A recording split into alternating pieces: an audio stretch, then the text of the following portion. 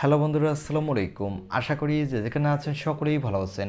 আপনাদের মধ্যে অনেকেই আছেন যারা আইফোন এক্সএস কিনতে চাচ্ছেন, আবার অনেকেই চিন্তা ভাবনা করছেন যে 2022 সালে এসে কি আইফোন এক্সএস কেনা ঠিক হবে কিনা। কেননা যেহেতু এই ফোনটি 2018 সালে লঞ্চ হয়ে গেছে, সেই হিসাবে এই ফোনটি অলরেডি 4 বছর হয়ে গেছে লঞ্চ করেছে। এখন এই ফোনটির পারফরমেন্স কেমন এবং এই ফোনটি দিয়ে কি আপনি গেমিং করতে পারবেন কিনা এবং এই ফোনটিতে 4 বছর পরেও এর ক্যামেরা পারফরমেন্স কেমন পাবেন, এই সকল বিষয়ে ফুল ডিটেলস আলোচনা করব। সো এই ফোনটির খুঁটিনাটি ফুল ডিটেল জানতে হলে আপনাকে বলবো সম্পূর্ণ ভিডিওটি কন্টিনিউ করার জন্য। বিশেষ করে আপনি যদি এই ফোনটি কিনতে চান তাহলে আজকের এই ভিডিওটি সম্পূর্ণ দেখেন। আশা করছি আপনার সম্পূর্ণ কনফিউশন দূর হয়ে যাবে এবং আপনিই ডিসিশন নিতে পারবেন যে এই ফোনটি 2022 সালে এসে আপনার জন্য কেনা ঠিক হবে কিনা। আর ভিডিও শেষে জানিয়ে দেব এই ফোনটি আপনি কোথা থেকে সব থেকে কম দামে কিনতে পারবেন। তাই আপনাকে বলবো সম্পূর্ণ ভিডিওটি কন্টিনিউ করার জন্য।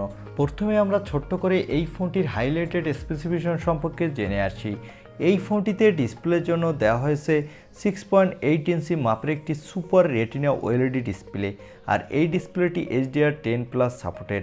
এই ডিসপ্লেতে প্রোটেকশনের জন্য দেওয়া হয়েছে ক্র্যাশ রেজিস্ট্যান্স গ্লাস।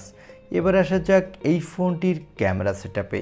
এই ফোনটির ব্যাক সাইডে দেওয়া হয়েছে যথারীতি ডুয়েল ক্যামেরা সেটআপ, যার প্রাইমারি লেন্সটি হলো 12 মেগাপিক্সেলের, এর অ্যাপারচার হলো f1.8 এবং এই ফোনটির ব্যাক ক্যামেরা দেওয়া হয়েছে ওআইএস এর সাপোর্ট এবং এখানে দেওয়া হয়েছে 12 মেগাপিক্সেলের একটি টেলিফোটো লেন্স। এখানেও দেওয়া হয়েছে ওআইএস এর সাপোর্ট, আর এই ক্যামেরাটি দিয়ে আপনি 2x পর্যন্ত অপটিক্যাল জুম করতে পারবেন। সো এই ফোনটির ব্যাক সাইডে ক্যামেরা দিয়ে কিন্তু আপনি ভালো মানেরই ফটোগ্রাফি তুলতে পারবেন, কারণ এই ফোনটি বর্তমানে আমি নিজে কিছুদিন ইউজ করেছি। সেক্ষেত্রে এর ক্যামেরা পারফরমেন্স কিন্তু এই 4 বছর পরে এসেও কিন্তু ভালোই পাচ্ছি। আর এই ক্যামেরাটা দিয়ে কিন্তু আপনি 4K-তে 24, 30 এবং 60 FPS-এ ভিডিও রেকর্ড করতে পারবেন। সো বলা যায় এই ফোনটির ক্যামেরা সেটআপ কিন্তু এখনও ওয়ান অফ দ্য বেস্ট। এবার আসা যাক এই ফোনটির সেলফি ক্যামেরাতে। এই ফোনটির সেলফি ক্যামেরাতে দেওয়া হয়েছে 7 মেগাপিক্সেলের একটি সেলফি ক্যামেরা।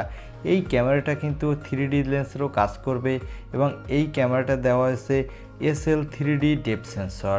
এই ক্যামেরাটা দিয়ে কিন্তু আপনি ফুল HD+ ভিডিও রেকর্ড করতে পারবেন।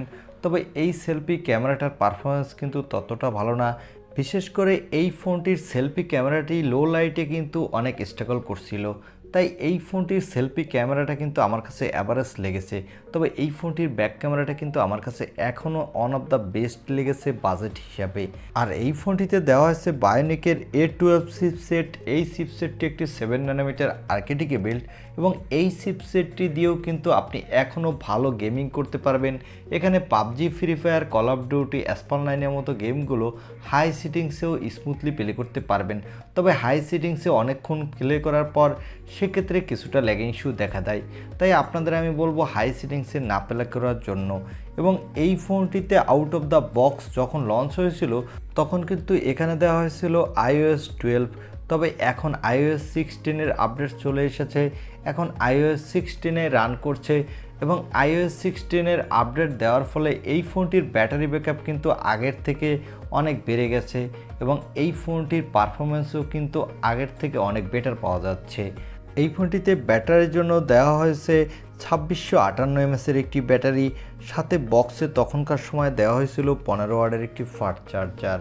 এবং এই ফোনটির যদি ব্যাটারি হেলথ 85%-এর মতো থাকে তাহলে আপনি স্ক্রিন অন টাইম 6 ঘন্টার মতো পেয়ে যাবেন এবং গেমিংয়ের ক্ষেত্রে 3 ঘন্টার মতো স্ক্রিন অন টাইম পাবেন। আর এই ফোনটি কিন্তু পুরনো ফোন হলেও এই ফোনটিতে কিন্তু আপনি গেমিংয়ের সময় বাটার স্মুথ পারফরমেন্স পাবেন। আর এই ফোনটিতে দেওয়া হয়েছে কিন্তু আইফোনের তাদের বিখ্যাত ফেস লক সেন্সর এবং এই ফোনটি আপনি 3টি কালার ভেরিয়েন্টে পাবেন। এই ফোনটি আপনি 3টি কালার ভেরিয়েন্টে পাবেন, স্পেক গ্রে, সিলভার এবং গোল্ড। আর এই ফোনটি আপনি 3টি র্যাম ভেরিয়েন্টে মার্কেটে পাবেন। এর বেস ভেরিয়েন্টটি হলো 464GB, মিডল ভেরিয়েন্টটি হলো 4256GB আর টপ ভেরিয়েন্টটি হলো 4512GB। এবারে জানিয়ে দেব এই ফোনটি বর্তমানে কত দামে পাওয়া যাচ্ছে এবং কোন কোন জায়গা থেকে এই ফোনটি কিনতে পারবেন।